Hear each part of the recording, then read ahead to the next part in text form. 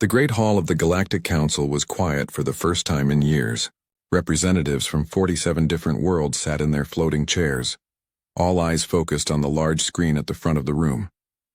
Ambassador Zexthara stood beside the screen, her blue skin darker than usual. The Velthani people always turned darker when they were scared, and right now Zexthara looked almost black. "What we found changes everything we know about our galaxy," she said.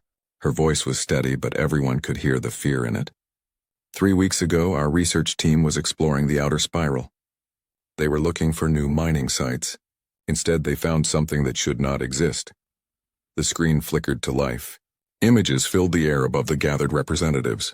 Massive stone buildings rose from a dead world surface. The buildings were tall and strange, made from black stone that seemed to eat light. Curved walls twisted up toward the sky in patterns that hurt to look at. Strange symbols covered every surface. "These ruins are old," Zexthara continued. "Not just old, ancient. Our best scientists say they are at least 45,000 years old. Maybe older. That means they were built before any of our civilizations even existed." A murmur ran through the hall. The oldest known civilization was the Korthani Empire, and even they had only existed for 30,000 years. Before that, the galaxy had been empty of intelligent life, or so everyone had thought. "But age is not what frightens us," Zexthara said. She touched a control and the images changed. Now they showed close-ups of the strange symbols carved into the stone. "We found writing. Lots of writing. It covers every wall, every door, every surface. And we can read some of it." The hall fell completely silent. Reading ancient writing was hard. Most old languages were lost forever. But 17 different research teams had worked on these symbols. They had found something impossible. "The writing is in 17 different languages," Zexthara explained. "All dead languages. Languages that died out thousands of years ago. But they all say the same thing. The same warning over and over again." New words appeared on the screen. They were written in Galactic Standard, the language everyone used. But somehow they felt heavy and dangerous. "They are sleeping. Do not wake them. We kept the vigil. The silent ones will return." The silence in the hall was complete now. Not one representative moved or spoke.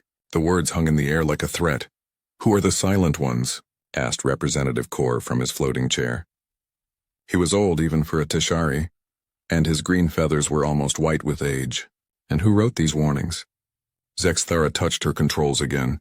This time the screen showed a different kind of image. It looked like a crystal, but it glowed with soft blue light. Strange patterns moved inside it. "We found this data crystal in the deepest part of the ruins," she said. "It took our best scientists 2 weeks to figure out how to read it.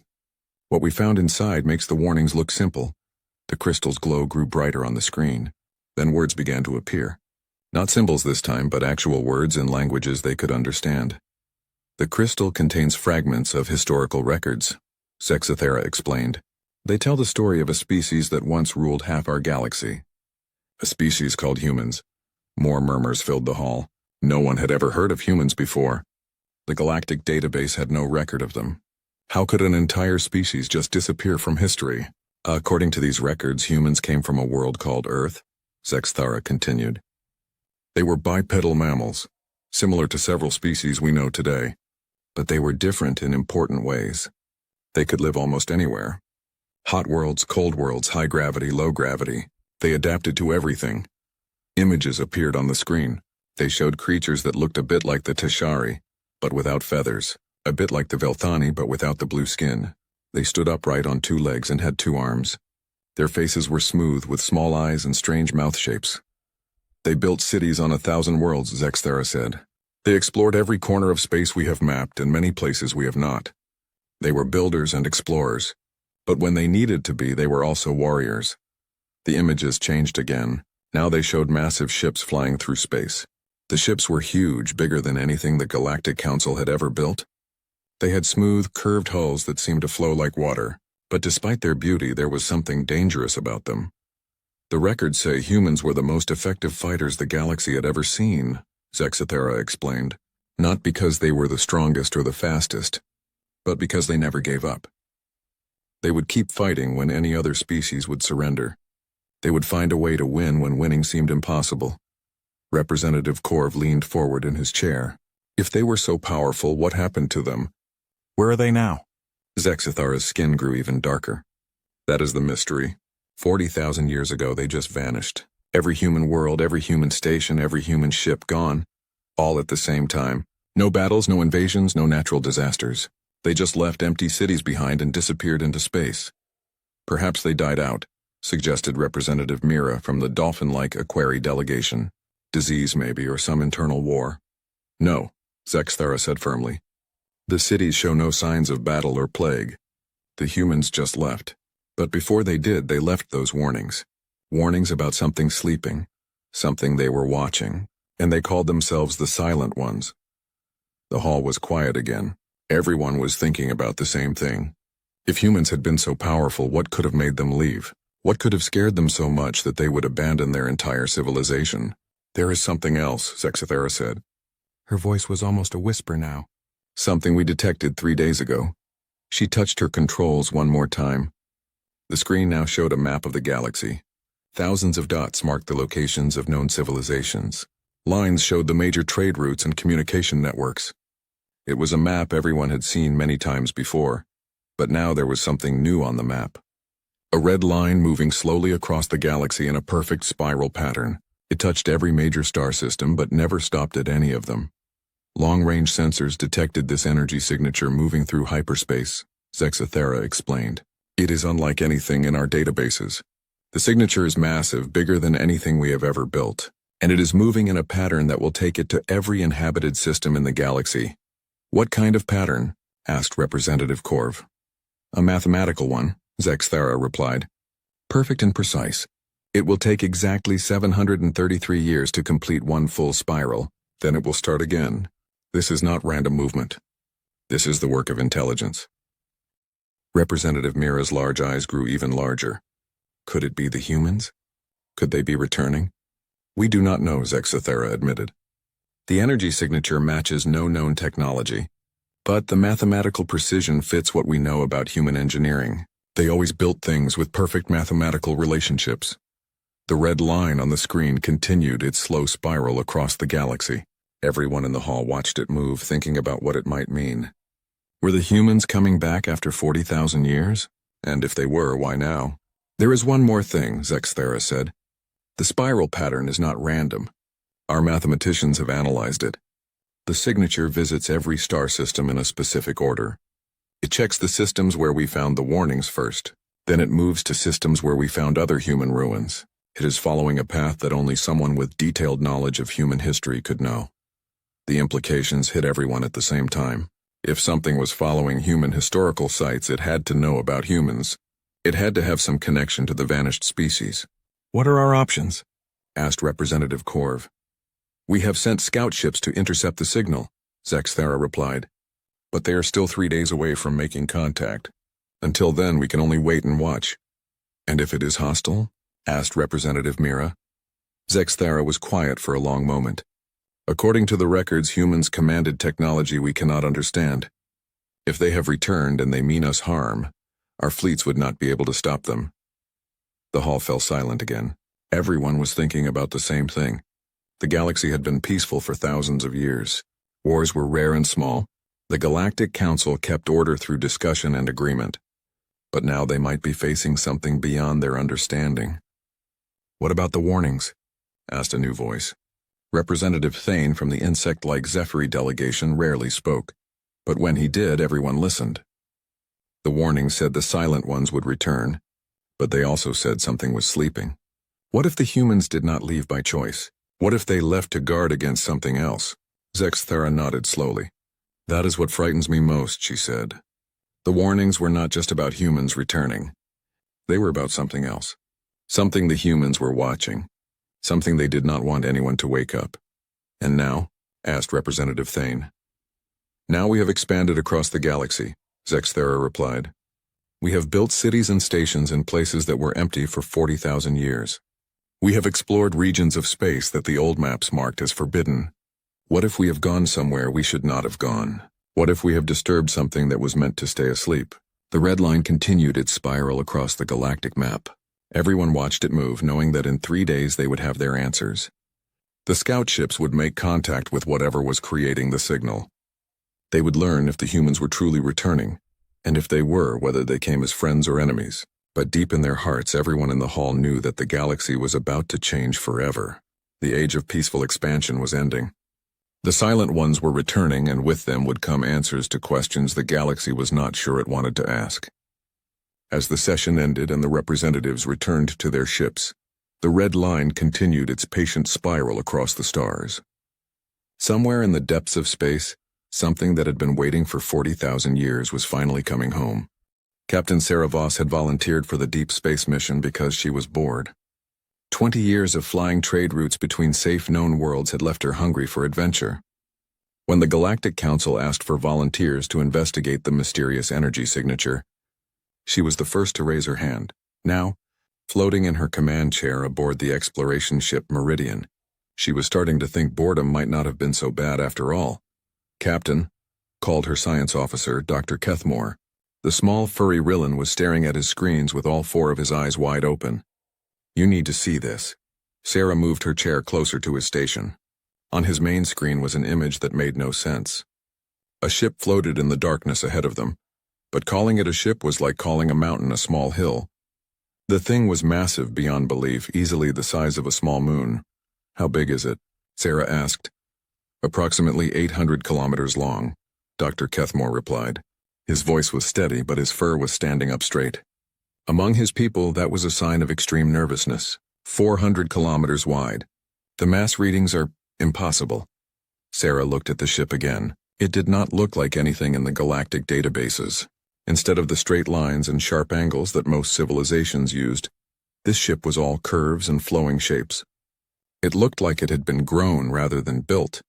The hull was dark, almost black, but it seemed to shimmer with patterns that moved like oil on water. "Life signs?" she asked. "That is the impossible part," Dr. Kethmore said. "I am detecting thousands of life signs. Thousands. But they are all in some kind of deep sleep state. Their brain activity is minimal, but it is there." "A generation ship," suggested Lieutenant Parks from the navigation station. The young human-like Terran had joined the crew only 6 months ago.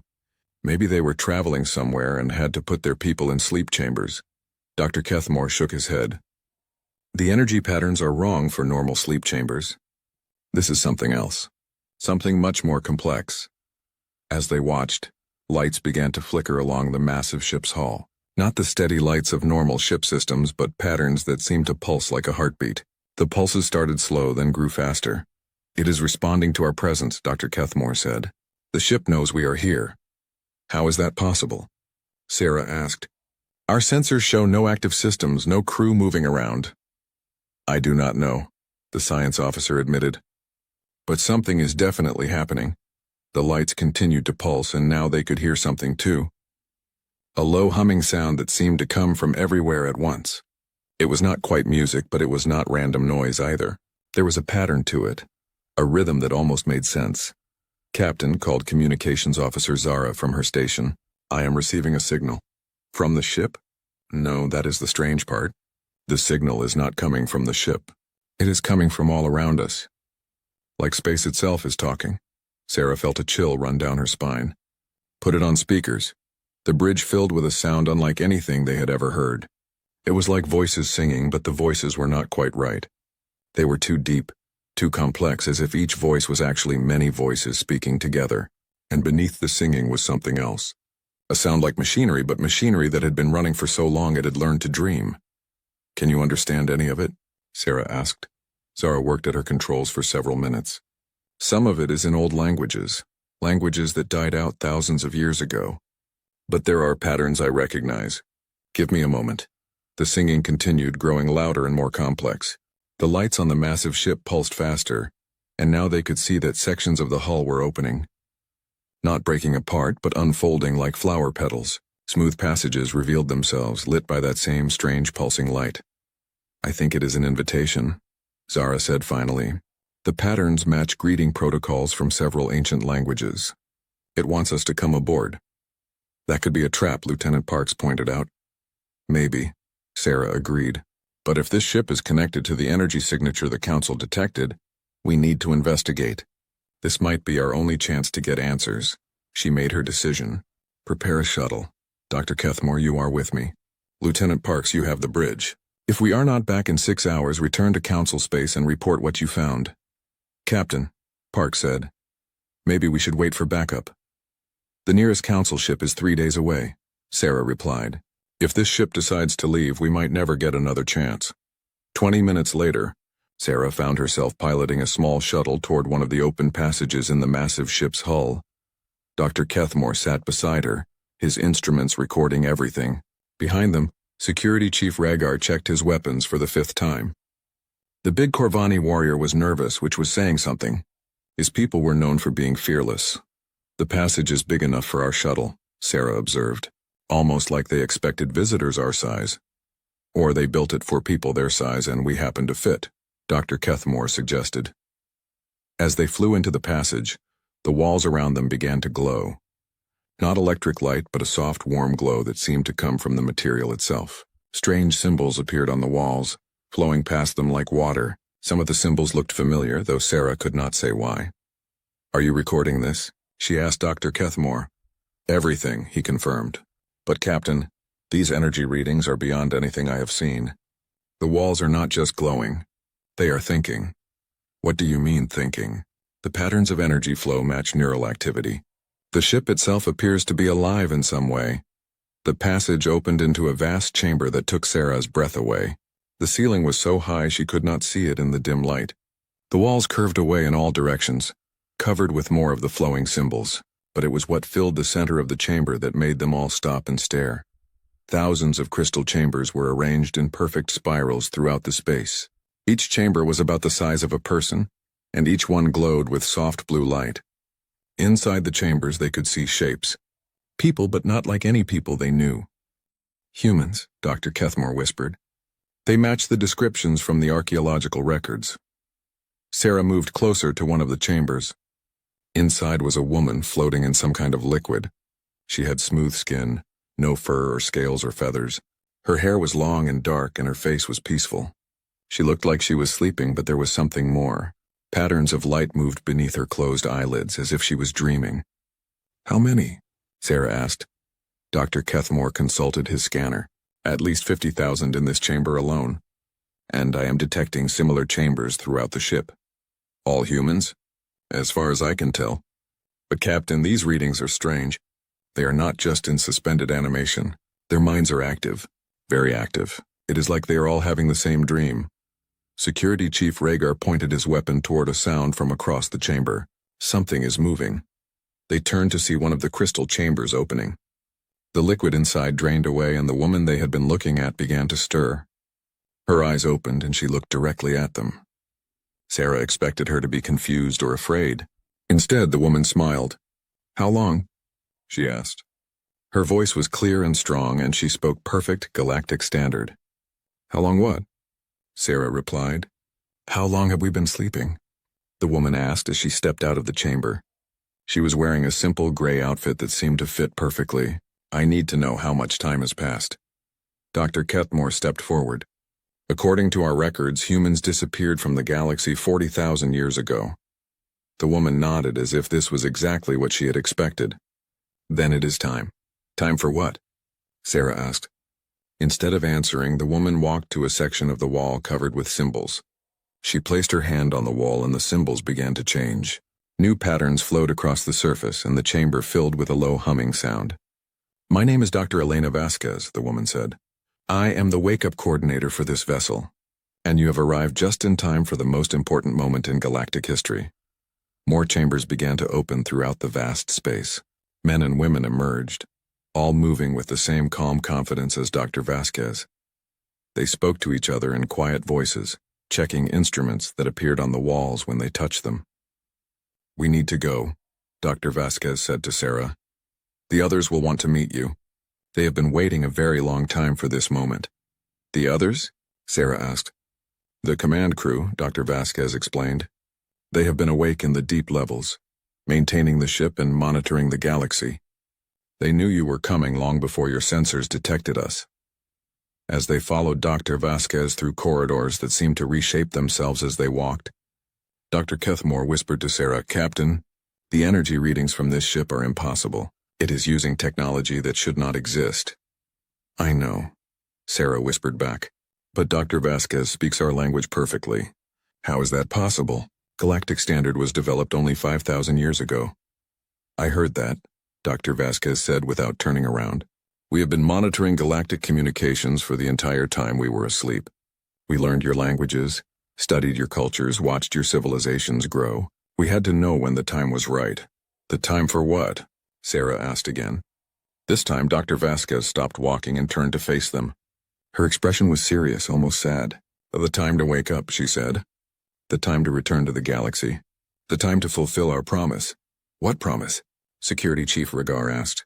He had kept his weapon ready, but something about Dr. Vasquez made him want to lower it. The promise we made 40,000 years ago, she replied. The promise to protect the galaxy from something it cannot protect itself from. Something that is stirring again because the galaxy has grown too large, spread too far, gone to places it should not go. They reached a massive door that opened at their approach. Beyond it was a command center that made the bridge of the Meridian look like a toy. Dozens of humans worked at stations that seemed to respond to their thoughts rather than their touch. Holographic displays showed star maps, energy patterns, and readings that Dr. Kethmore did not recognize. A man in a dark uniform approached them. He was tall and had gray hair, but his eyes were young and alert. Dr. Vasquez, are these our guests? Yes, Commander Chen, she replied. Captain Sarah Voss of the Galactic Council ship Meridian. Commander Chen extended his hand to Sarah in a gesture she did not recognize. When she took it, he shook it gently. Welcome aboard the Eternal Vigil, Captain. We have much to discuss and very little time to do it.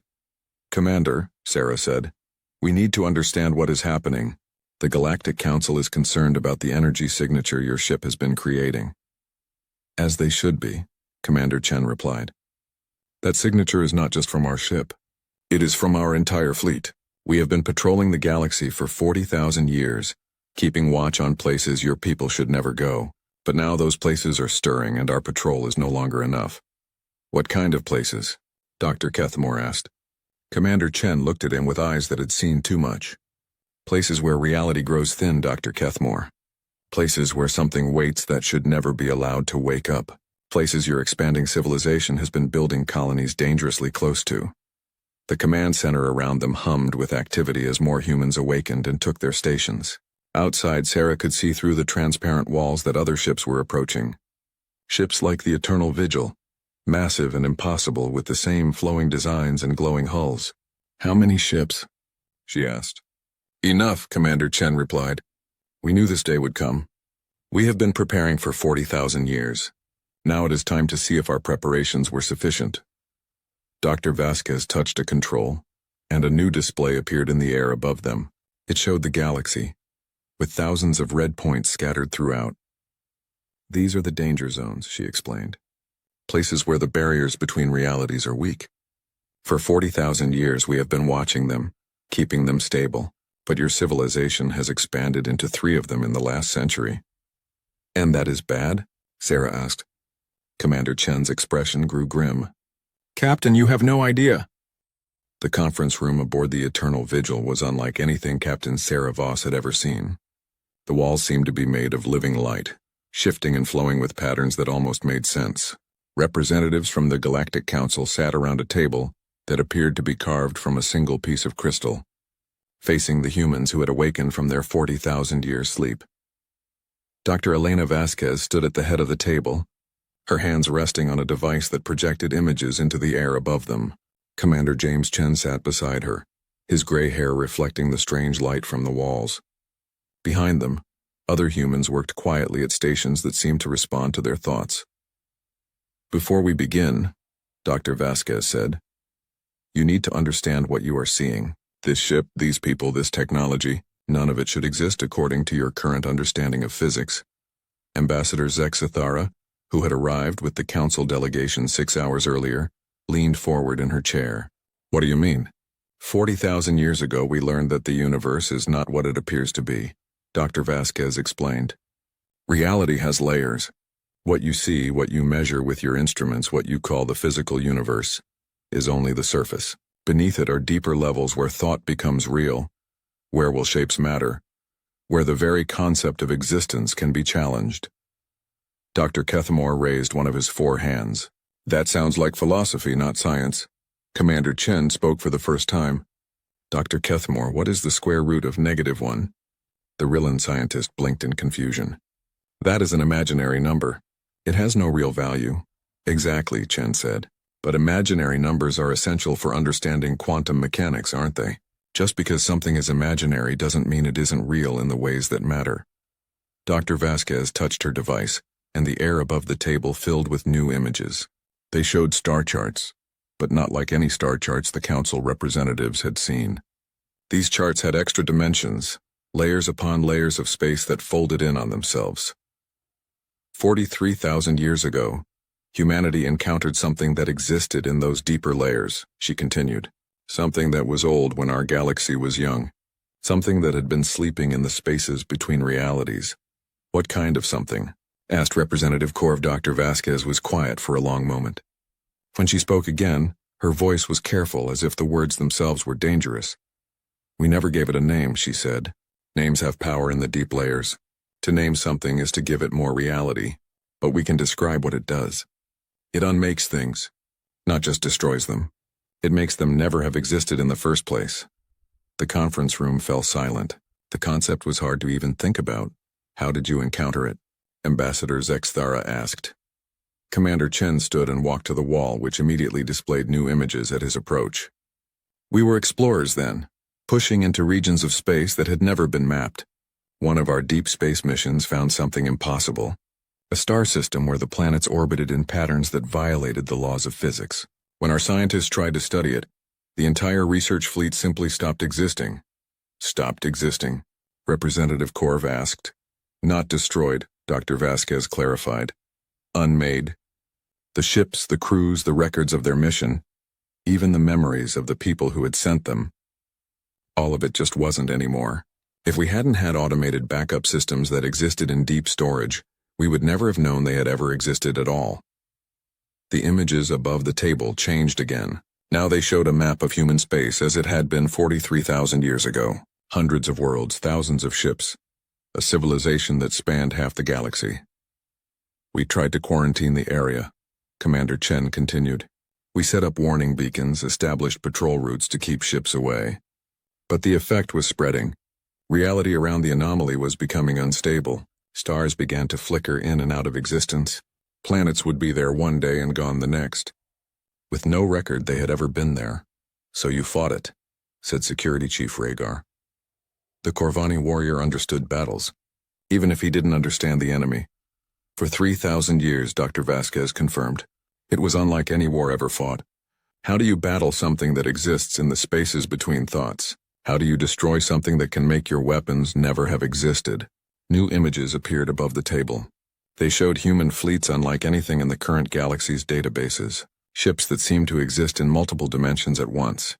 Weapons that fired concepts instead of energy. Shields that protected not just against physical attack, but against the very idea of attack. We learned to fight in the deep layers, Commander Chen explained. We developed technology that worked with thought and will instead of just matter and energy. We became something more than just a physical species. We learned to dream with purpose. Dream? Dr. Kethmore asked. In the deep layers, dreams are real, Dr. Vasquez said. Imagination has substance. Will can reshape reality. We trained our minds to work together, to dream the same dreams, to impose our vision of reality on spaces where reality was negotiable. The images showed battles that hurt to look at. Space twisted and folded. Time ran backward and forward at the same time, and human ships moved through dimensions that had no names. For 3,000 years we held the line, Commander Chen continued.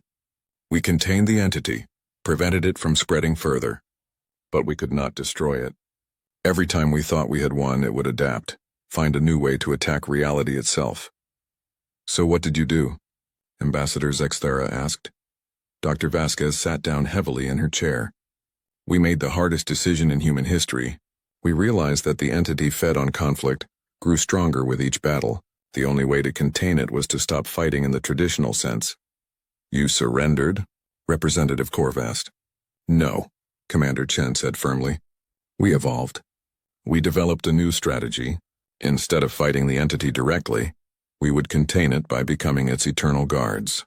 We would sleep on the borders of reality, dreaming barriers into existence, maintaining the walls between what is and what should never be. The images above the table changed one final time. Now they showed the human fleet as it existed today. Hundreds of massive ships like the Eternal Vigil, each one containing thousands of sleeping humans. But these were not ordinary sleep chambers. We created the fleet of memory, Dr. Vasquez explained. Ships that exist partially outside normal spacetime. Each ship is crewed by volunteers who agreed to sleep for as long as necessary, dreaming the galaxy safe. For 40,000 years? Dr. Kethmore asked, amazed. 40,000 years, Commander Chen confirmed.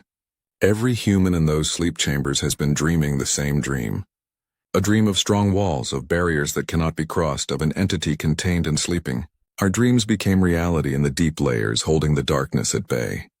Ambassador Zexathara leaned back in her chair. But why reveal yourselves now? Why wake up after so long? Dr. Vasquez's expression grew grim. Because your civilization has grown beyond the safe boundaries. Your expansion has taken you too close to the weak spots in reality. 3 of your colonies are now built directly on top of barrier points we have been maintaining for millennia. She touched her device, and a new star map appeared. This one showed current galactic civilization, with trade routes and colony worlds marked in blue. But there were also red zones scattered throughout, and several blue dots were very close to red ones. The colony on Zerion 7, she continued. The mining station at Kepler's Gate. The research facility at Far Reach. All of them are built on places where reality is thin, where our dreaming guardians have been working to keep the barriers strong. Are you saying our colonies are in danger? Representative Korv asked. Worse, Commander Chen replied. Your colonies are weakening the barriers. Every ship that docks at those stations, every mining operation that digs deep into those worlds, every research project that probes into areas you don't understand. All of it is straining the walls we have spent 40,000 years building. Dr. Kethmore's fur was standing straight up again. What happens if the barriers fail? The entity wakes up, Dr. Vasquez said simply. And this time there is a lot more galaxy for it to unmake. The conference room was silent as everyone absorbed the implications. The peaceful expansion that had defined galactic civilization for thousands of years had brought them to the edge of something unthinkable. What do you want us to do? Ambassador Zexathara asked finally. Help us, Dr. Vasquez replied. For 40,000 years we have been fighting alone. But we always knew this day would come. The entity is stirring again, responding to the changes your civilization has brought to the galaxy. Our fleet alone may not be enough this time. How can we help? Representative Korv asked. You said yourselves that this enemy exists in places our technology cannot reach. Commander Chen stood again. Your technology cannot reach those places, but your minds can. We can teach some of your people to dream fight, to join us in the deep layers. Not many, but enough to strengthen our barriers to give us the extra power we need to keep the entity contained. And if we refuse? Security Chief Rhaegar asked. Dr. Vasquez looked at him with eyes that had seen too much. Then you will face the entity alone when it finally breaks free. And I promise you, Chief Rhaegar, your weapons will be useless against something that can make the very concept of weapons cease to exist. The silence stretched on as the council representatives thought about what they had learned. Finally, Ambassador Zexathara spoke. If we agree to help, what exactly are you asking us to do? First, evacuate the 3 critical colonies immediately, Dr. Vasquez said. Those barriers are already weakening. We need to remove all unnecessary strain. Second, Commander Chen added, provide volunteers for dream fight training. People with strong wills and stable minds. The training is dangerous and not everyone can survive learning to fight in the deep layers. And third, Dr. Vasquez concluded, prepare your fleets for a war unlike any ever fought. If our barriers fail, if the entity breaks free, you will need every ship, every weapon, every person willing to stand between reality and oblivion. Ambassador Zexathara looked around the table at her fellow representatives. One by one they nodded. We will take your proposal to the full council, she said. But Ambassador, I think I can speak for all of us when I say that we will help however we can. Dr. Vasquez smiled for the first time since the meeting began. Thank you. But remember, Ambassador, time is not on our side. Even now our sensors are detecting fluctuations in the barrier zones. The entity knows something has changed. It is beginning to test our defenses. As if summoned by her words, alarms began sounding throughout the ship. Commander Chen immediately moved to one of the wall stations, which lit up at his touch. "What is it?" Dr. Vasquez asked. Chen's face was grim. "Breach in Sector 7. The barrier around the Zarian system is failing." Dr. Vasquez turned to the council representatives. "It looks like the war has already begun." Admiral Sarah Cross had been dreaming of war for 40,000 years. Now standing on the bridge of the eternal vigil as reality itself came under attack, she finally understood why those dreams had been necessary. "Report," she said, her voice calm despite the chaos around them. Officers worked frantically at stations that glowed with impossible light, monitoring threats that existed in dimensions most people couldn't even imagine. "Barrier breach confirmed in the Zarian system," reported Lieutenant Torres from the tactical station. "The mining operations there have created fractures in local space-time. The entity is using those fractures to push through." Admiral Cross turned to Captain Sarah Voss, who stood nearby with the other council representatives. The Galactic Council had agreed to help, but she could see the fear in their eyes. They were about to witness something their civilizations had no words for. "Captain, I need you to contact your fleet immediately," Cross said. "Tell them to stay away from the Zarian system. Do not approach, do not investigate, do not try to help. Any ship that enters that area will only make things worse." "Worse how?" Captain Voss asked. Before Cross could answer, the main display showed them. The Zarian system appeared on screen, but it looked wrong. The star flickered between different colors, sometimes blue, sometimes red, sometimes colors that hurt to look at. The planets orbited in patterns that violated physics, moving in loops and spirals that should have torn them apart. "The entity doesn't just destroy things," Dr. Elena Vasquez explained as she joined them on the bridge. "It changes the rules. In areas under its influence, physics becomes unreliable, cause and effect breakdown. Time flows in circles. Consciousness becomes negotiable." "What do you mean, negotiable?" asked Dr. Kethmore. "Watch," Admiral Cross said grimly. The display zoomed in on one of Zarion's planets. A mining colony was visible on the surface, but as they watched, the buildings began to change. Some grew taller, stretching impossibly into the sky. Others melted like wax, flowing across the landscape in rivers of metal and stone, and some simply blinked out of existence as if they had never been built at all. "The colonists," Captain Voss whispered. "Are they?" "Some are dead," Dr. Vasquez said quietly. "Some are alive but changed into things that were never meant to exist. And some are caught in temporal loops, living the same moments over and over again without realizing it." The display showed figures moving on the planet's surface, but they moved wrong. Some walked backward while thinking they were going forward. Others moved through solid walls as if they were air. A few seemed to be in multiple places at once, their forms scattered across space like broken reflections. "This is what happens when reality breaks down," Admiral Cross explained. "The entity doesn't follow our rules because it comes from a place where there are no rules. When it enters our space, it brings that chaos with it." "How do we fight something like that?" asked Representative Korv, who had joined the council delegation on the human ship. Admiral Cross smiled grimly. "Very carefully, and with weapons your people have never seen." She gestured, and the bridge around them began to change. The walls became transparent, showing the space outside. But it wasn't normal space. They could see other dimensions layered on top of each other like sheets of glass. In some layers, the stars were different colors. In others, they moved in patterns that spelled out words in languages that didn't exist. "This is how we see the universe now," Dr. Vasquez explained, "in all its layers at once. The entity exists primarily in the deeper layers, where thought and reality blend together. To fight it, we have to go there too." Other ships were becoming visible in the layered space around them. Ships like the Eternal Vigil, massive and impossible, their hulls flowing with patterns of light. But these weren't just moving through normal space. They were traveling through the layers of reality itself, sliding between dimensions like fish through water. The dream of Terra, the memory of Mars, the song of distant Earth. Admiral Cross named them as they appeared. Each ship is a fortress in the deep layers, crewed by people who have learned to fight with their minds instead of just their weapons. "How many ships do you have?" Captain Voss asked.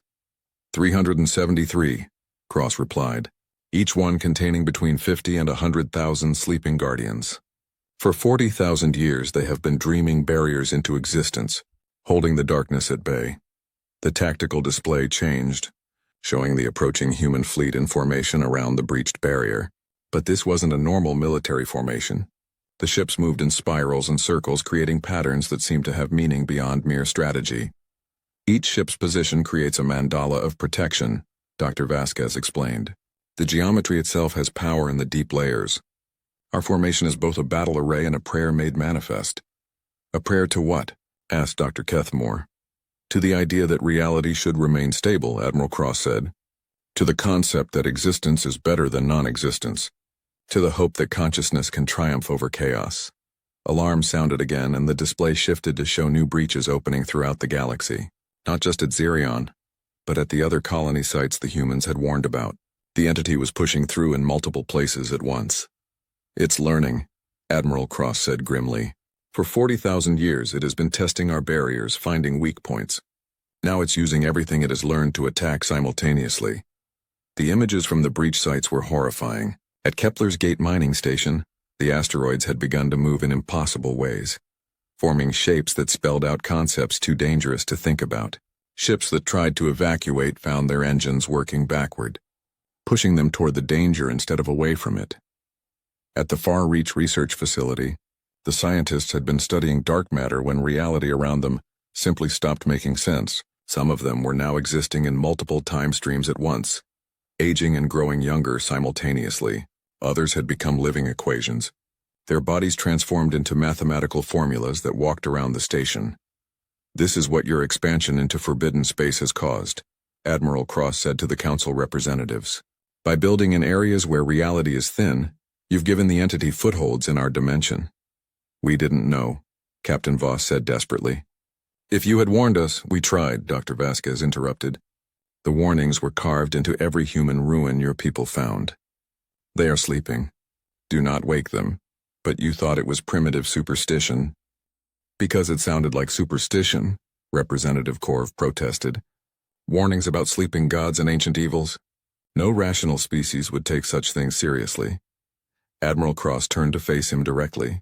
Representative, what is the most rational response to a threat that exists beyond reason? How do you prepare for something that can make the very concept of preparation meaningless? Before Korv could answer, new alarms sounded. This time the threat was closer to home. Admiral, Lieutenant Torres called from his station.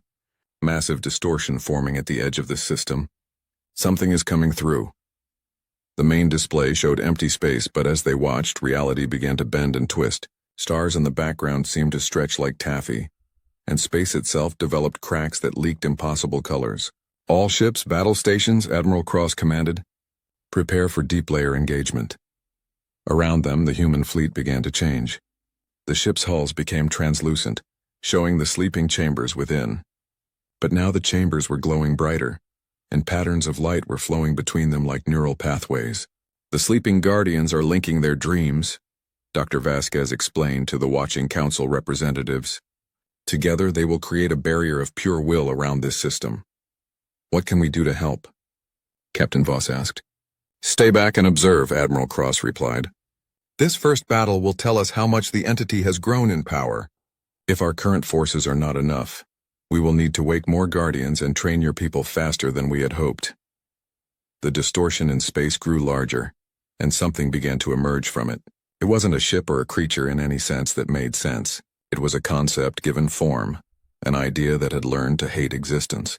It looked like a hole in reality shaped like a thought, surrounded by fragments of things that had never been allowed to exist. All ships engage, Admiral Cross commanded. The human fleet opened fire, but their weapons were unlike anything the Council representatives had ever seen. Instead of energy beams or projectiles, they fired pure concepts. Hope given destructive form, the memory of sunlight weaponized against darkness, dreams of safety made manifest as shields. The entity responded with attacks of its own. Waves of non-existence washed over the human ships, trying to convince them they had never been built. Concepts of despair and meaninglessness hammered against their defenses, but the human ships held. The sleeping guardians' dreams formed layers of protection that the entity couldn't penetrate. Every attack was met with a counter-dream. Every assault on reality answered with a stronger affirmation of existence. It's working, Dr. Vasquez said with relief. The barriers are holding. But Admiral Cross wasn't smiling. This is just a probe, she said. The entity is testing our current strength. The real attack will come when it knows what we're capable of. As if responding to her words, the entity suddenly withdrew. The distortion in space collapsed and the impossible presence vanished back into the deeper layers of reality. Is it over? Captain Voss asked. No, Admiral Cross replied. It's just beginning. The entity now knows we're awake again, and it knows how strong our current defenses are. It will gather its forces and return with everything it has. She turned to face the council representatives directly. Captain, you need to return to your people immediately. Tell them what you've seen here. The galaxy has perhaps days before the entity launches its full assault. We need every ship, every weapon, and every mind willing to join the fight. What about the other breach sites? Representative Korv asked. We'll contain them as best we can, Dr. Vasquez said. But our fleet is stretched thin. If the entity attacks all the breach points simultaneously while also hitting us here, we may not be able to hold all the barriers. Admiral Cross walked to the transparent wall of the bridge, looking out at the layered dimensions of space. In the deeper layers, she could see movement. Vast shapes stirring in the darkness between realities, preparing for war. For 40,000 years, we've been the galaxy's guardians in secret, she said quietly. We've fought battles in places where thought becomes real, holding back horrors that would unmake existence itself. But now the secret war is about to become very public. She turned back to the council representatives. Go to your people. Tell them that the age of innocence is over. The galaxy is about to learn that there are some frontiers that should never be crossed, some boundaries that exist for very good reasons. As the council delegation prepared to leave for their ship, Dr. Vasquez caught Captain Voss's arm. Captain, she said quietly, when you report to the council, make sure they understand one thing. This isn't a war we can win through conventional means. If we're going to survive what's coming, your people will need to learn to fight with more than just weapons. They'll need to learn to fight with their very souls. Outside, in the depths of space where reality grew thin, something ancient and hungry was gathering its strength for the final assault on existence itself. The emergency session of the Galactic Council lasted 3 days. Representatives from every member world argued, debated, and finally accepted the impossible truth. Their galaxy was under attack by something that existed beyond their understanding, and their only hope lay with a species that had supposedly vanished 40,000 years ago. Captain Voss stood before the assembled delegates in the Great Hall, showing them recordings from the human ships, images of reality breaking down, of space itself becoming unreliable, of an enemy that could make existence itself negotiable. The evacuation of all 3 colonies is already underway, she reported. But Admiral Cross warns that this may only buy us time. The entity has been growing stronger for millennia, and now it knows we are aware of it. Ambassador Zexthara rose from her floating chair. Have any other species volunteered for this dream-fighting training? Surprisingly, yes, Captain Voss replied. The Tashari have offered 50 volunteers. The Aquari delegation has provided 23. Even the Corvani, despite their preference for conventional warfare, have sent 12 of their warriors. Representative Korv nodded approvingly. My people understand that some battles require weapons of the spirit as much as weapons of steel. Where will this training take place? Asked Representative Mira. Aboard the human ships, Captain Voss explained. The fleet of memory exists partially outside normal spacetime. The volunteers will need to learn to function in environments where thought becomes reality. Werewolf can reshape matter. What she didn't tell them was how dangerous the training was. Dr. Elena Vasquez had been honest about the risks. Not everyone who attempted to learn dream fighting survived the process. The human mind had evolved over 40,000 years to handle the deep layers of reality. Other species were less adaptable, but they had no choice. The entity's attacks were growing stronger and more frequent. Just that morning, they had received reports of reality distortions in 12 different star systems. Space stations were reporting that their corridors led to rooms that didn't exist. Cargo ships were arriving at destinations they had never visited.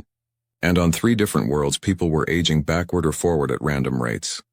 There is something else, Captain Voss continued. Admiral Cross has requested that all member fleets be placed under unified command. She says that conventional tactics will not work against this enemy. Unified under whose command? Asked Representative Thane. Hers, Captain Voss replied. She has 40,000 years of experience fighting this enemy. She knows its tactics, its capabilities, its weaknesses. The debate that followed was intense but brief. In the end, faced with an enemy that could unmake existence itself, the Council voted to grant Admiral Cross emergency authority over all galactic defense forces. 2 days later, Captain Voss found herself back aboard the Eternal Vigil, watching as volunteers from across the galaxy learned to fight with their minds instead of their weapons. The training took place in chambers that existed in multiple dimensions at once. Volunteers lay in crystal pods similar to those used by the sleeping Guardians, but these pods were designed for conscious minds rather than dreaming ones. Dr. Vasquez moved between the pods, monitoring each volunteer's progress. The key is to understand that in the deep layers, intention shapes reality, she explained to Captain Voss as they watched. A weapon is only as real as the person wielding it believes it to be. A shield only protects if the defender truly understands what protection means.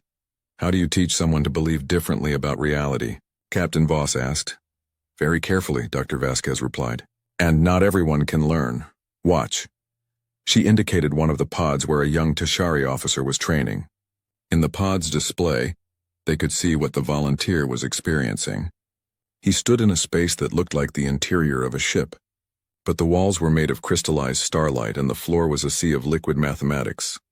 Lieutenant Keksavar is learning to navigate conceptual space, Dr. Vasquez explained. In the deep layers, you don't move by walking. You move by understanding where you want to be and why you deserve to be there. As they watched, the Tashari officer began to glow with soft light. He was learning to make his own existence more real, more solid, more undeniable. He's a natural, Dr. Vasquez said with approval. Some people have minds that adapt quickly to non-linear reality. Others. She gestured to another pod where a Corvani warrior was struggling. In his display, he kept trying to fight conceptual enemies with imaginary swords, and kept failing because he couldn't accept that swords were just another form of focused will. How long does the training take? Captain Voss asked.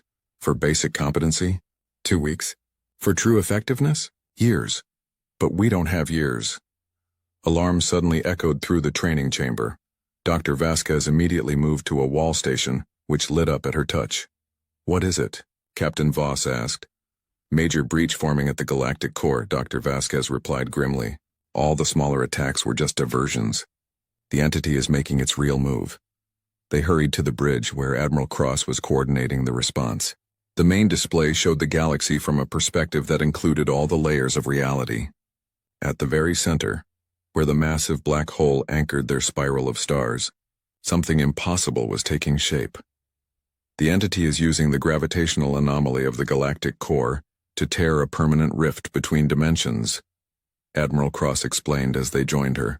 If it succeeds, it won't need to break through barriers anymore. It will have a permanent gateway into our reality. How long do we have? Captain Voss asked. 6 hours, Cross replied. Maybe less. The human fleet was already moving, sliding through layers of space-time toward the galactic center. But this time they weren't alone. Ships from every member species of the Galactic Council flew alongside them, their crews preparing for a battle unlike any ever fought. Admiral, called Commander Chen from the tactical station. We're receiving reports from the volunteer trainees. 43 individuals have achieved basic dream fighting capability. Not enough, Cross said grimly, but it will have to do. As they approached the galactic core, the true scale of the threat became clear. The entity wasn't just breaking through reality, it was rewriting it.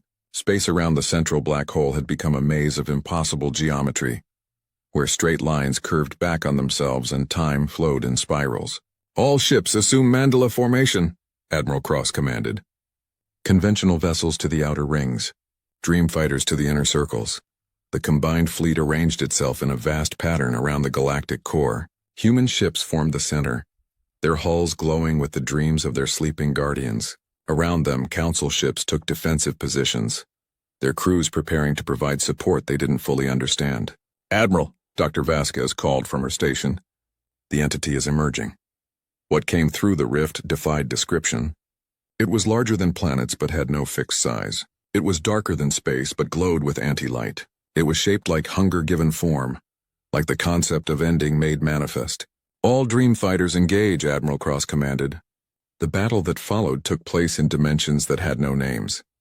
In normal space, the human ships appeared to simply hover motionless while strange lights played along their hulls. But in the deep layers, an epic struggle was unfolding. Dr. Elena Vasquez, connected to the ship's dream fighting systems, found herself standing on a battlefield made of crystallized time. Around her, the volunteers she had trained fought alongside sleeping guardians who had been dreaming of this moment for 40,000 years. The entity's attacks came as waves of pure negation. Concepts like never was and should not be hammered against their defenses. But the combined fleet responded with something the entity had never faced before. "We are," Vasquez declared, her voice echoing across impossible distances. Around her, thousands of voices joined in. Human, Tashari, Aquari, Corvani, Veltani. Every species in the galaxy speaking as one. "We exist," they continued. "We matter. We choose to be," the entity faltered. For 40,000 years it had faced only human will. Now it confronted the combined determination of an entire galaxy. Dozens of different perspectives on reality. Dozens of different ways of understanding existence. All unified in their refusal to be unmade. But the entity was ancient and powerful. It began to adapt, finding new ways to attack their unified defense. It whispered doubts into their minds, suggesting that existence was painful, that non-being was peaceful, that surrender was easier than struggle. Some of the volunteers began to weaken. The Corvani warrior, who had struggled with training, suddenly found his sword becoming real, as he finally understood that determination was just another form of focused will. A young Aquari navigator discovered that her ability to find paths through water translated perfectly to finding paths through conceptual space. But it wasn't enough. The entity was too strong, too ancient, too hungry for oblivion. Then Dr. Elena Vasquez made a decision that would echo through galactic history. She dove deeper into the dream fight than anyone had ever gone before, pushing her consciousness directly into the entity's core concept of negation. "I remember," she said, her voice carrying across all layers of reality. "I remember 40,000 years of vigilance. I remember every moment we spent protecting this galaxy. I remember why existence matters." Her memories became weapons. 40,000 years of human dreams, of hopes for the future, of love for life itself. The memories of every species that had ever looked at the stars and wondered what was out there. The simple, undeniable fact that consciousness had chosen to exist, despite all the reasons it might choose not to. The entity screamed across dimensions as Vasquez's memories tore through its core concepts. How could something that sought to unmake existence deal with proof that existence was worth preserving? How could it negate something that had already proven its right to be? But the effort was too much. As the entity retreated, wounded and confused, Dr. Vasquez felt her own existence beginning to fade. She had given too much of herself to the memory weapon. "Elena," Admiral Cross's voice reached her across the dream space. "It's okay," Vasquez replied, her form already becoming translucent. "I understand now. This is what we were always meant to do. Not just guard the galaxy, but prove that it's worth guarding." As her consciousness dissolved into the deep layers of reality, her final thought became a truth that anchored itself in the very structure of space-time. We endure. The entity, faced with this paradox, this absolute proof that existence could outlast any attempt to negate it, fled beyond the galactic rim. It wasn't destroyed, but it was contained, held at bay by the knowledge that somewhere in the galaxy people would always be ready to stand between existence and void. The battle was over. The immediate threat had passed. But the galaxy would never be the same. In the weeks that followed, the Department of Conceptual Security was established with Dr. Vasquez's sacrifice as its founding principle. Volunteers from every species learned to dream fight, taking their place alongside the sleeping guardians of the fleet of memory. The human ships resumed their eternal patrol, but now they carried crews from across the galaxy. The ghost ships that walked between stars were no longer alone in their vigil. Captain Sarah Voss, now bearing the title of Conceptual Security Coordinator, established new protocols for galactic expansion. Some frontiers would remain forbidden, some boundaries would never be crossed, and some dark spaces between the stars would always have watchers. The final entry in the Eternal Vigil's log was written by Lieutenant Kexvar, the young Tashari officer who had proven so gifted at dreamfighting. "Today I finally understood what Admiral Cross meant when she said this wasn't a war we could win with weapons. This was a war for the right to exist, and the only way to win such a war is to prove that existence is worth defending." Dr. Vasquez showed us how to do that. She showed us that memory is the strongest weapon, Hope is the best shield, and the willingness to stand guard is the highest form of courage. The galaxy owes her a debt we can never repay, but we can honor her sacrifice by never forgetting why existence matters. We endure, we choose to be, and we will always stand watch in the dark places between realities, keeping the light burning for those who sleep peacefully among the stars. And in the deep dark between galaxies, ancient barriers held firm, watched over by ships that existed in the spaces between thoughts, crewed by beings who had learned that the greatest victory was not conquest, but the simple, stubborn refusal to let the light go out. The deep silence of space was broken by the soft beeping of sensors aboard the Alliance survey ship Starseeker. Captain James Reed looked up from his data pad, his eyes focusing on the main view screen.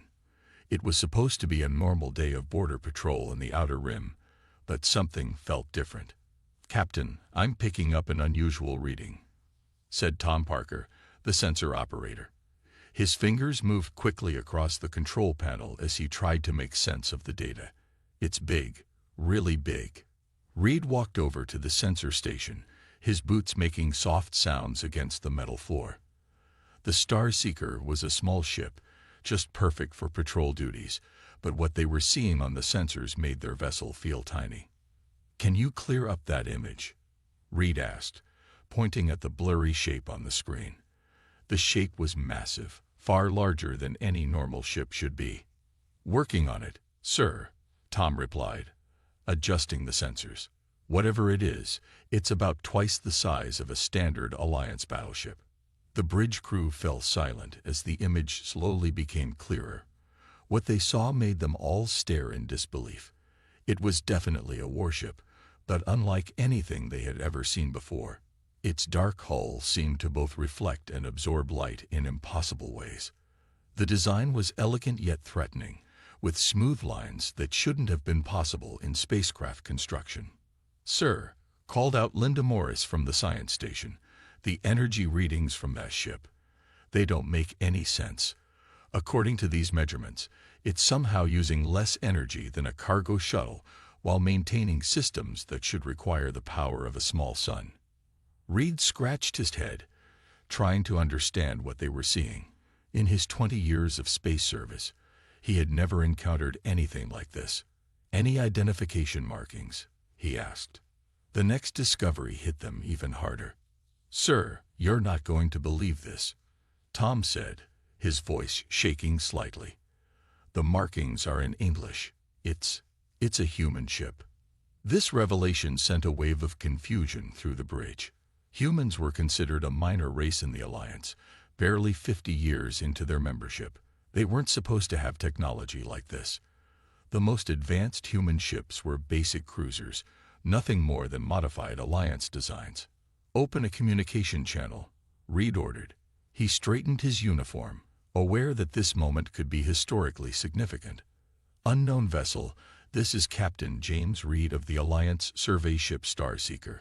Please identify yourself." They waited, but no response came. The massive ship just floated there, silent and mysterious. "Try all frequencies," Reed commanded. "Add first contact protocols to the message." Linda's console suddenly lit up with warnings. "Captain, the ship's hull, its reading is both solid and non-existent at the same time. That's not possible. And these energy patterns, they're like nothing in our database." Reed made a decision. "Send a priority message to Alliance Command. Mark it urgent. Include all sensor data." He turned to his navigation officer, "John, keep us at a safe distance, but maintain visual contact." As John adjusted their position, Reed studied the mysterious vessel more carefully. Its design was both beautiful and terrifying. The hull was smooth, without the usual external equipment that all ships needed. No visible weapon ports, no sensor arrays, not even standard navigation lights. Yet somehow, it was clearly a warship. Its very shape spoke of power and purpose. "Message sent, sir," Tom reported. "But there's something else. The space around the ship, it's different. Like it's bending reality itself." Reed nodded slowly. "Record everything. Every detail matters." He had a feeling that this discovery would change everything they thought they knew about space travel and ship design. Hours passed as they watched and waited. The bridge crew took turns taking breaks, but Reed stayed at his post. He couldn't take his eyes off the impossible ship. Every now and then, the vessel seemed to flicker, as if it was trying to exist in multiple places at once. Finally, after what seemed like forever, their communication system came to life. Starseeker, this is Alliance Command. Hold your position. A research team is being dispatched to your location. Do not approach the unknown vessel. Repeat, do not approach. The response was faster than Reed expected. Usually, Alliance Command took days to react to anything. This immediate response told him that they understood the significance of what his crew had found. Look at that, Linda suddenly called out. She pointed to her screen, showing new sensor data. The metal of the hull. It's not just unknown, it's changing its molecular structure every few seconds. But the changes follow a pattern, like it's breathing. Reed walked over to look at her readings. The numbers and patterns made his head hurt. According to everything they knew about physics and engineering, this ship couldn't exist. But it did, and it was floating right in front of them. Sir, John called from his station, I've been calculating the ship's size. Based on our scans, it's about 3 kilometers long. But here's the strange part, its mass readings keep changing. Sometimes it reads as heavy as a small moon. Other times, it's almost weightless. The mysteries kept piling up. Reed ordered his crew to start a detailed log of everything they observed. He had a feeling that every piece of information would be important for understanding this impossible vessel. As they waited for the research team to arrive, Reed couldn't help but feel proud. Somewhere, somehow, humans had built this ship. Even if it came from some unknown human civilization, it proved that humanity's potential was far greater than anyone in the Alliance had imagined. The next few hours were filled with careful observation and data collection. They noticed that the ship seemed to have its own effect on local space. Small objects like dust and debris moved around it in patterns that defied normal gravitational laws. Sometimes, the stars behind it appeared to shift position slightly, as if the ship was bending light itself. When the research vessel finally arrived, Reed had filled several data pads with observations and questions. As he prepared to transfer command of the situation to the research team, he took one last look at the mysterious warship. Its dark hull still played tricks with the light, and its impossible design still challenged everything he knew about physics. Reed knew that this discovery would change the galaxy's view of humanity forever. This ship, whatever it was, wherever it came from, was proof that humans could achieve things that the most advanced races thought impossible. As he prepared his final report, he couldn't help but smile. The galaxy was about to learn that they had seriously underestimated humanity's capabilities. The research ship, Knowledge Seeker, arrived with Dr. Marcus Walker aboard. He was the best human scientist in the Alliance, known for his work in theoretical spacecraft design. As he stepped onto the Star Seeker's bridge, his eyes went straight to the main screen showing the mysterious warship. Incredible, he whispered, pulling out his datapad. Simply incredible. His fingers moved quickly across the screen as he started taking notes. Captain Reed, I need to see all your sensor data immediately. Reed nodded to Linda, who transferred all their readings to Walker's pad. The scientist's eyes grew wider as he looked through the information. This shouldn't be possible, he said, but his voice was filled with excitement rather than doubt. We need to get closer, Walker announced. My team brought special scanning equipment. We might be able to learn more about its construction. Captain Reed looked uncertain. Is that safe? The space around that ship seems strange. Nothing about this ship is safe, Walker replied with a small smile. But that's exactly why we need to study it. This vessel breaks nearly every rule of physics we know. Understanding it could change everything. With careful movements, the Star Seeker moved closer to the mysterious warship. Walker's team set up their equipment, filling the bridge with new screens and sensors. The closer they got, the stranger things became. Look at this, Walker called out, pointing to one of his screens. The hull metal. It's not just unknown, it's impossible. The atomic structure keeps shifting, but it maintains perfect stability. It's like it's made of solid quantum particles. One of Walker's assistants spoke up. Doctor, we're picking up some kind of field around the ship. It's like it's partially phased into another reality. Walker rushed to check the readings himself. Of course, he exclaimed. That's how it manages to exist. The ship isn't fully in our reality. It's somehow existing in multiple states at once, like a quantum particle that hasn't been observed. The scientists worked for hours, taking readings and making theories. Captain Reed and his crew helped where they could, but most of the scientific talk went over their heads. Still, they could tell that whatever they had found was revolutionary. Sir, Tom called out suddenly. Something's happening. The ship, it's becoming more solid, more real. Everyone turned to watch as the mysterious warship seemed to shift. Its outline became clearer, more defined. The strange effects around it grew stronger. Quick, scan everything. Walker ordered his team. This might be our chance to learn more about its true nature. As the ship became more solid, new details became visible. The hull had markings that hadn't been clear before. Walker read them out loud. HMS Paradox. That's its name. But HMS, that's an old Earth Navy designation. How is that possible? The mystery deepened when they discovered a small opening appearing in the ship's hull. It looked like an airlock, but its design was unlike anything they had seen before. We need to go in, Walker said firmly. This might be our only chance to learn the truth about this ship. Captain Reed shook his head. Alliance Command ordered us not to board it. Sometimes, Walker replied, science requires taking risks. This ship, it's not just a mystery, Captain. It's proof that humans can achieve things that the Alliance thinks are impossible. We need to know how. After much discussion, they agreed to send a small team. Walker would lead it, along with 2 of his scientists and 2 of Reed's security officers. They prepared carefully, checking their space suits 3 times before approaching the mysterious ship. As they got closer to the Paradox in their small shuttle, the strange effects became stronger. Their instruments started showing impossible readings. Time itself seemed to move differently near the ship's hull. The airlock, one of the security officers said, it's like it's inviting us in. The design, it's meant for human use. Walker nodded as they carefully docked with the strange ship. This ship was made by humans, even if we don't understand how or when. Everything about it feels familiar, just advanced beyond anything we can imagine. The airlock opened smoothly, as if it had been waiting for them. Inside, they found corridors that seemed to bend in impossible ways.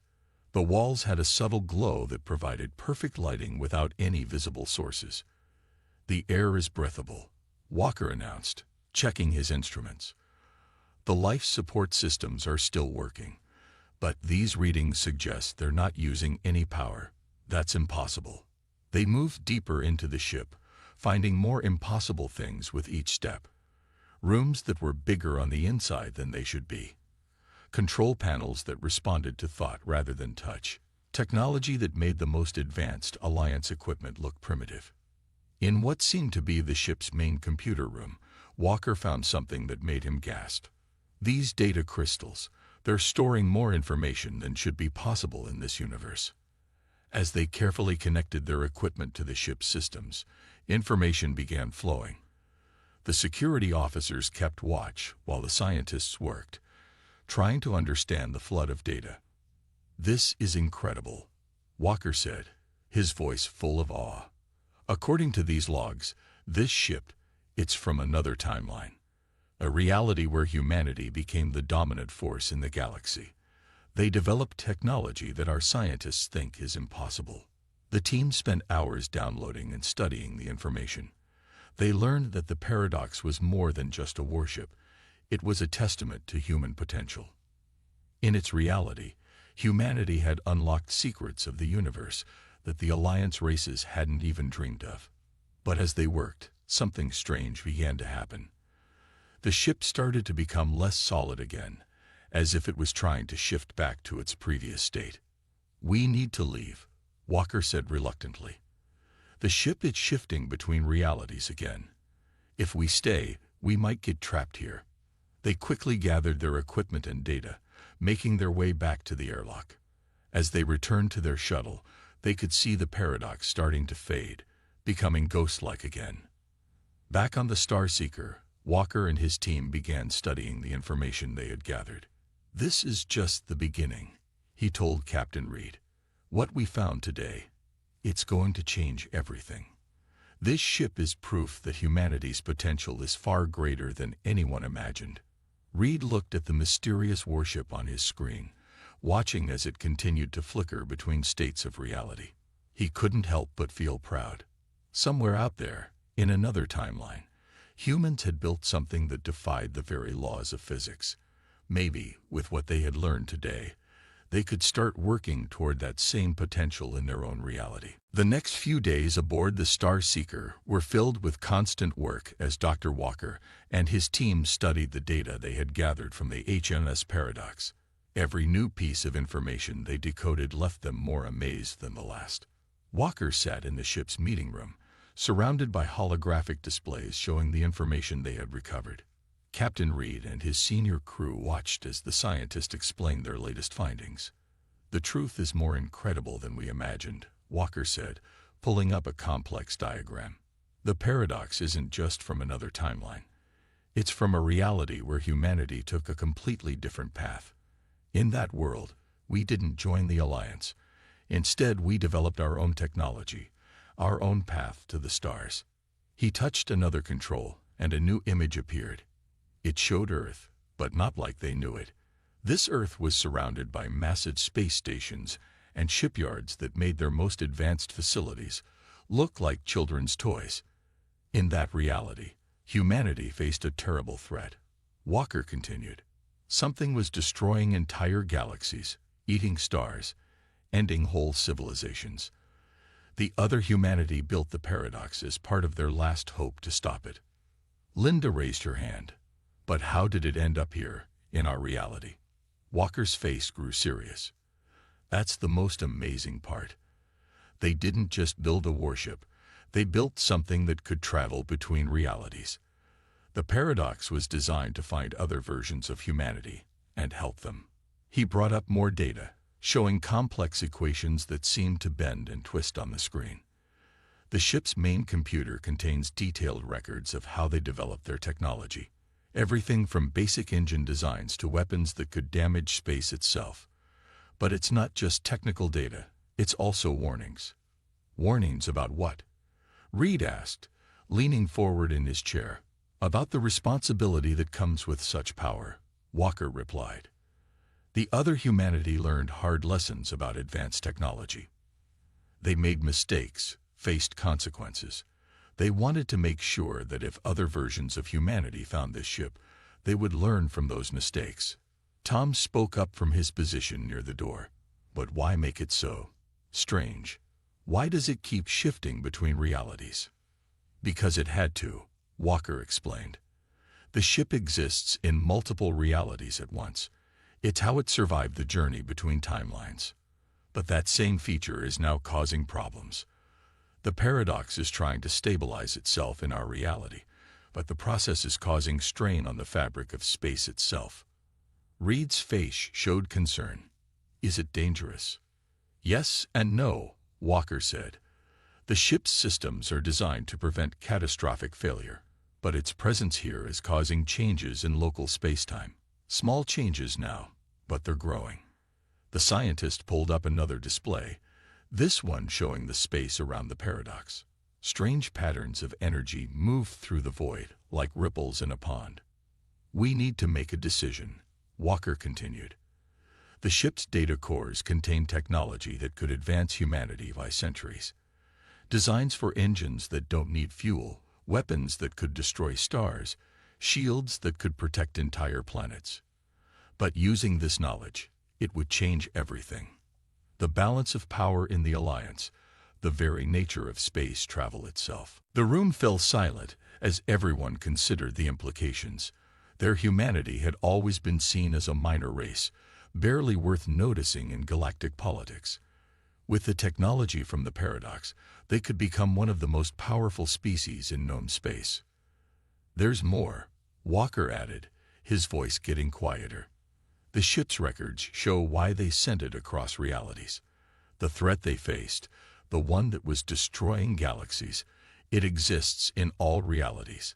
It's just that in some timelines, it hasn't arrived yet."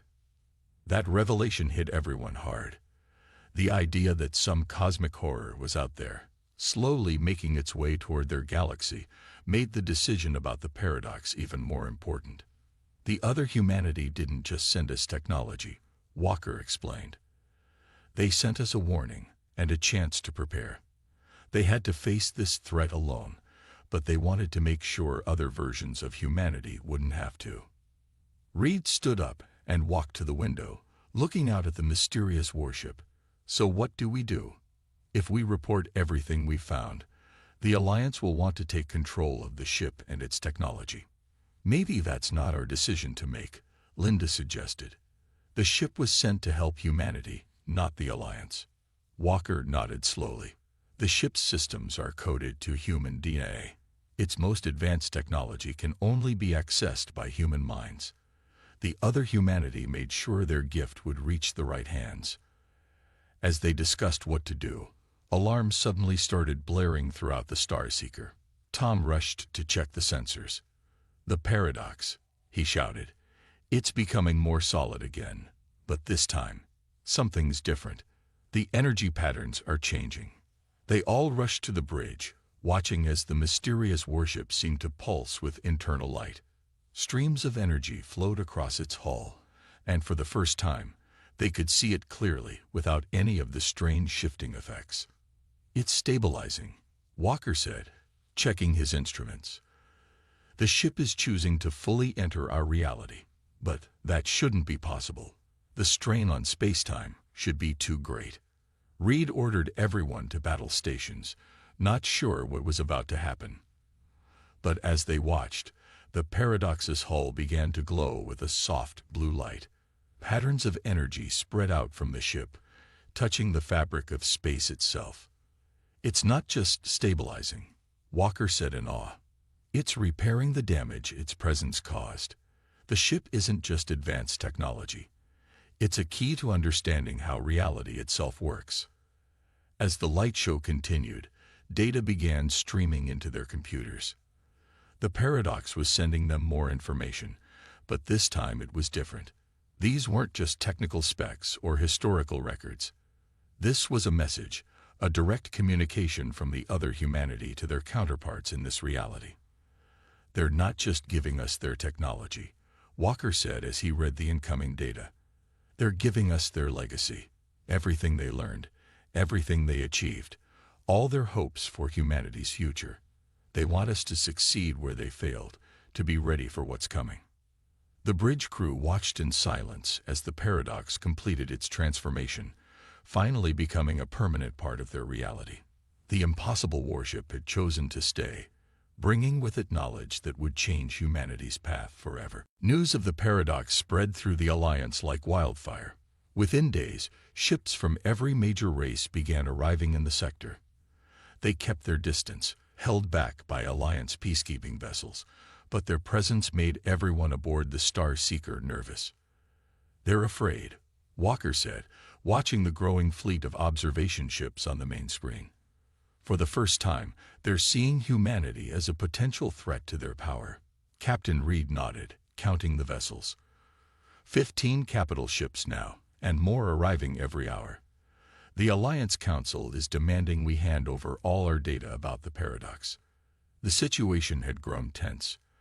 The Starseeker had received dozens of messages from various Alliance races, some offering huge rewards for exclusive access to the mysterious ship, others making thinly veiled threats. "Sir," Tom called out from his station, 3 more ships just dropped out of faster-than-light travel. They're Earth ships." Everyone turned to watch as 3 human vessels approached. They were the newest ships Earth had, but they looked primitive compared to the Paradox. Still, Their arrival changed everything. Now humanity had a real presence here. The lead Earth ship was the EDS Defender, commanded by Admiral William Stone. His face appeared on their screen, looking both excited and concerned. "Captain Reed, Dr. Walker," he said, "Earth Command has received your reports. We're here to help protect our interests in this discovery." Before they could respond, alarms started blaring throughout the Star Seeker. Linda's voice was urgent as she reported, "The space around the paradox is becoming unstable again. The energy readings are off the charts." Walker rushed to his instruments. "No, this is different. The ship isn't becoming unstable. It's reacting to something. Something's coming." The space around the paradox began to twist and bend. Stars seemed to move in impossible ways, and sensors showed massive energy spikes. Then, without warning, a hole opened in space itself. "It's a dimensional rift," Walker shouted over the noise of scanning equipment going crazy. "Similar to what the paradox uses, but much bigger." Through the rift came something that made everyone's blood run cold. It was like a living shadow, bigger than any ship they had ever seen. Where it passed, space itself seemed to darken. "That's it," Walker whispered, his face pale. "That's the threat the other humanity warned us about. It followed the paradox's energy signature here." The alien thing moved with impossible speed, heading straight for the gathered fleet.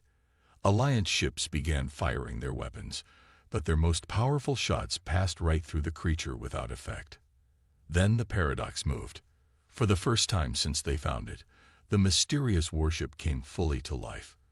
Its hull blazed with blue-white energy, and weapons unlike anything they had ever seen emerged from hidden ports.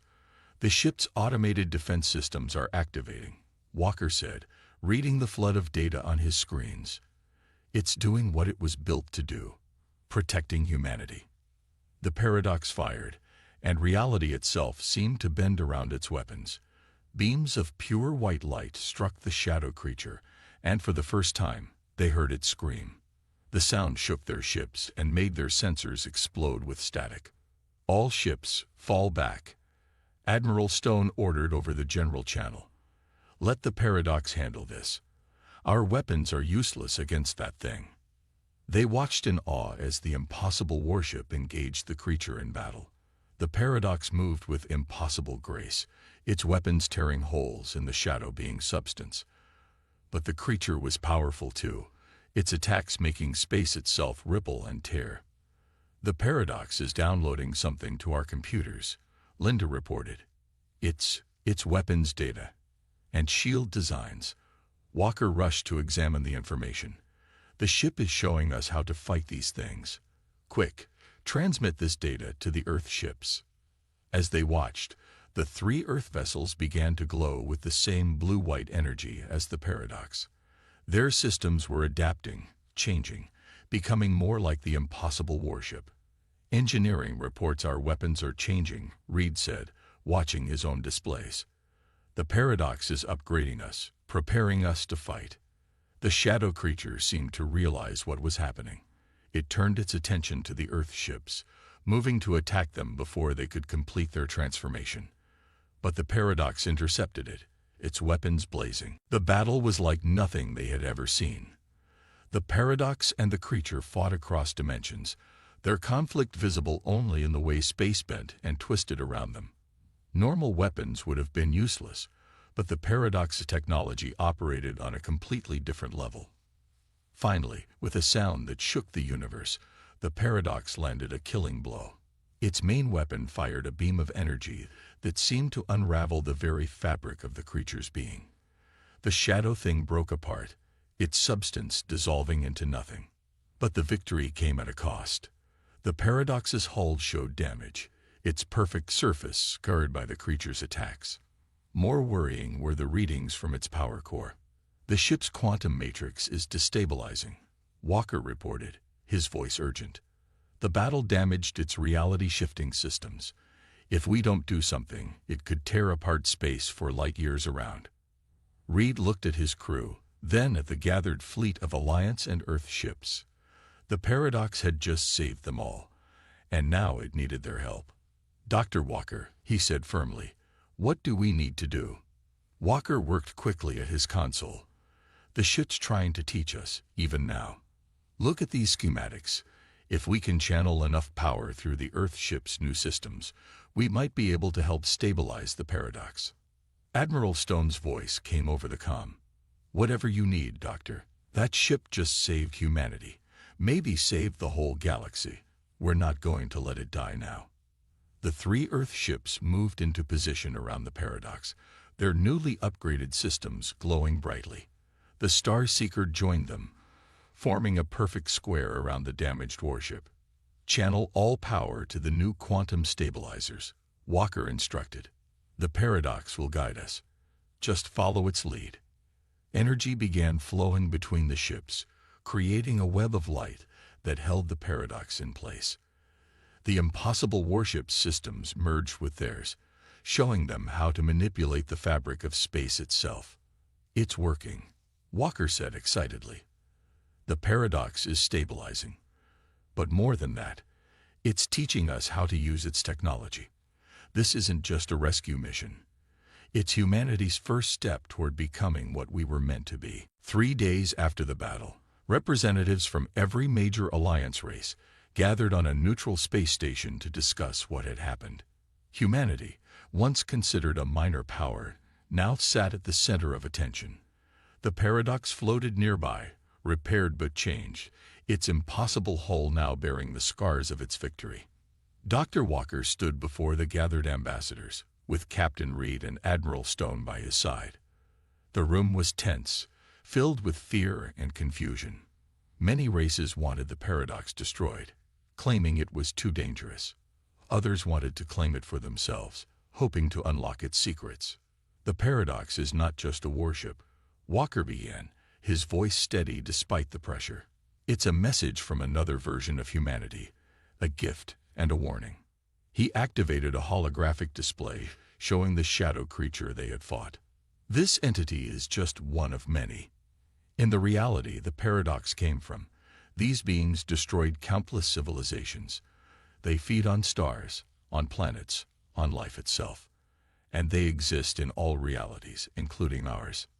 Murmurs filled the room as the implications sank in.